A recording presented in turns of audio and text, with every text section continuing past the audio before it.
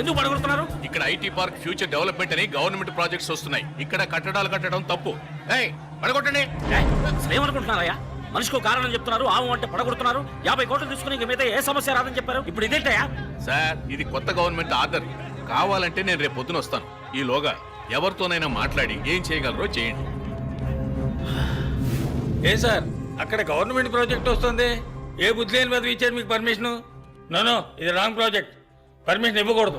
Sir, నేనేం తప్పు చేశాను సార్? నన్ను ఎందుకు ఇలా వేధిస్తారు? మంచి చేయడానికి వచ్చినందుకు ఎంత శిక్ష? అన్ని మెట్లు ఎక్కి దిగేశాం. టేబుల్కి, బెంచ్కి, అధికారికి, మంత్రికి, వాడు వీడని అందరికీ ఎంత ఇవ్వాలో అంతా ఇచ్చేసాం. మీరిచ్చింది ఆ ముఠాకి, ఆ మంత్రులకి. మేము ఫ్రెష్ బోలెడంత ఖర్చు పెట్టుకొచ్చాను నాన్న. సీటు ఖరీదు, ఎలక్షన్ ఎక్స్పెన్స్, పబ్లిసిటీ ఎక్స్పెన్స్, ఎమ్మెల్యేలు కొనడం, కాస్ట్ ఆఫ్ పాలిటిక్స్ చాలా ఎక్కువైంది. ఇప్పుడు మేమేం చేయాలి చెప్పండి.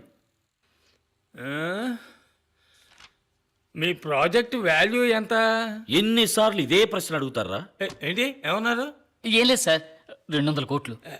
అందులో 25%, ఓ 50 కోట్లు మా సంక్షేమ నిధికి ఇచ్చేయండి.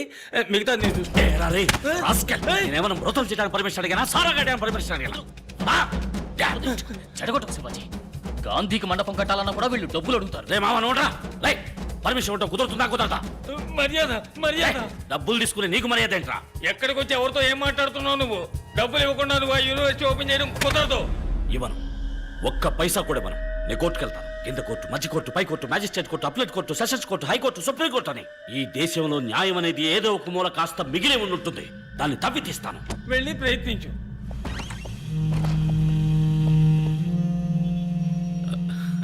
ఏం శివాజీ, ఎలా ఉన్నారు? మీ యూనివర్సిటీ పనులన్నీ ఎంతవరకు వచ్చాయి? ఏమైనా సహాయం కావాలంటే అడగండి. నువ్వే పెద్ద మనిషివయ్యా. పేడ పురుగు కన్నా హీనమైన వాడివి.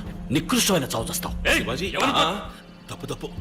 ఆయన ఏదో కోపంలో అలా మాట్లాడితే నేను తర్వాత ఫోన్లో మాట్లాడతాను. లోఫర్.